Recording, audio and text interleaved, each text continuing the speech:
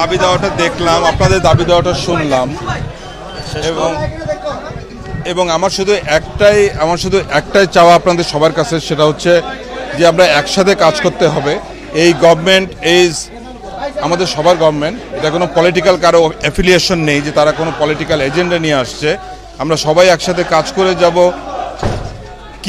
কিভাবে উন্নতি করা যায় বাংলাদেশের। এবং আমি আপনাকে এটা ওয়াদা দিয়ে যাচ্ছি আজকে, সেটা হচ্ছে এই ভোলা বরিশাল ব্রিজটা হবে আমাদের নাম্বার 1 প্রায়োরিটি এই আমাদের ব্রিজের তরফ থেকে।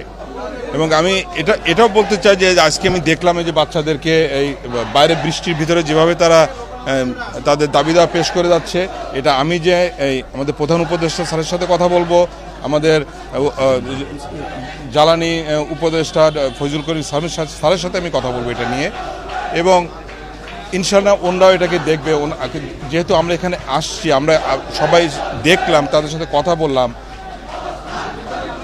এটা আমি ওনাদের সাথে তুলব এবং আশা করছি এটা আমাদের একটা দ্রুত একটা সমাধান হবে। যে কোনোভাবে একটা সমাধান আমাদের এর ভিতরে আমরা আশা করি। আমি পুরো বলবো না যে জানুয়ারির ভিতরে হবে, কারণ হয়তো আগেও একটু হতে পারে। আমাদের রৌফ সাহেব যেমন আমাদের বলে একটু আগেও হতে পারে, একটু পরেও হতে পারে, কিন্তু হবে। হ্যাঁ, কারণ এর ভিতরে অনেকগুলো ব্যাপার রয়ে গেছে, ইঞ্জিনিয়ারিং ডিসিশন রয়ে গেছে, আমাদের ঠিকমতো ফান্ডিংটা পাচ্ছি কি না। হ্যাঁ, তাহলে তবে ওই যে বললাম মানে এইটা যত তাড়াতাড়ি সম্ভব, কারণ এগুলো হলে তো আমাদের রৌফ সাহেব যেটা বললেন, যেটা হলে তো অনেকগুলো সমস্যার সমাধান হয়ে যাচ্ছে, তাই না?